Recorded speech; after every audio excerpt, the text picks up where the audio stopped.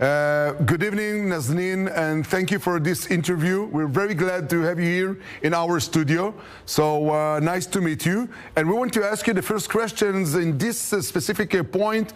Is there any threat to the regime in Iran due to President Trump threats towards Iran?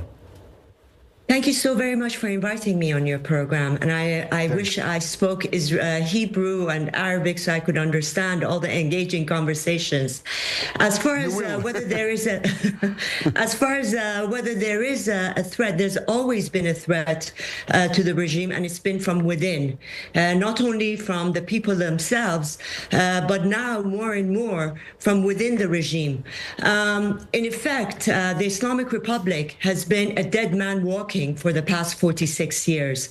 I say a dead man walking because not only does it celebrate a culture of death, but it has brought and just destruction and death inside Iran and outside.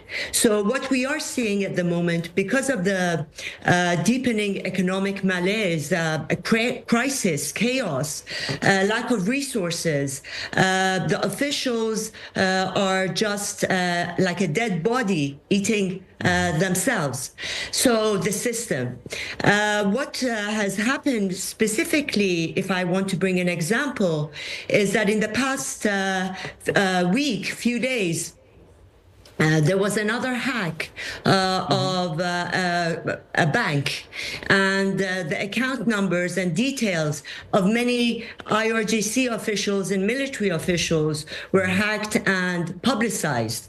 And what it showed is that while the people on the street, normal laymen on the street who can't even barely afford to eat meat, a country that is so full of resources and one of the richest in the world as far as resources, lacks food, and even their soldiers, foot soldiers, or whether it's in the Basij or military, are of want of a better life, their commanders are just pocketing themselves. In effect, and one example, one fund that was used for people to send money to those in Gaza and Lebanon, it was reported that, the supreme leader was very proud of himself and reported that over 2,000 billion 2 months was gathered, but in one account only of one person, one employee of this outfit, there was more than 600 billion 2 months found, 2/3 of this money gathered. So there are many questions. Yeah, of course. But, we're in Israel. We really want to predict what's going to happen. Is President Trump right by saying to the Iranians, or we go to agreement, or we're going to attack? Is that a right step due to what you're thinking? Well, the Islamic Republic has always banked on, like a Russian roulette, that at the end of the day, the foreign powers, whether it's Europe or the United States or elsewhere in the Middle East, will blink. And that for them, life is more important. But for the Islamic Republic, as I said, it is death that it finds its glory in death. And that is what it thinks that has happened, that has kept it going for the past 46 years. But this time it seems that Mr. Trump, perhaps, maybe unlike other presidents, will not look at the short term, but will look at the longer term. What definitely Mr. Khamenei is banking on is to bide his time, to think that perhaps Mr. Trump within the next couple of years will go into its midterm elections and will try to find a legacy for himself and reach a limited deal that will provide the Islamic Republic with a cushion to continue once again. But whether he will do that or not remains to be seen. Ruth, please.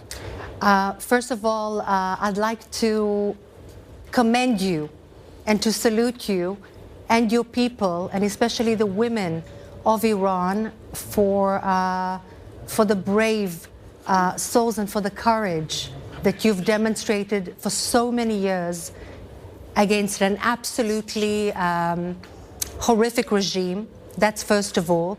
And you mentioned that you would like to speak Hebrew, but in my humble opinion, Persian is one of the most beautiful languages. And inshallah, I take an opportunity not necessarily to ask a question, but to say that I hope that the Iranian people and the Israeli people will be hand in hand, standing in the right side of history. Wow, Ruth. So it's not a question, it's what we're thinking here in the studio.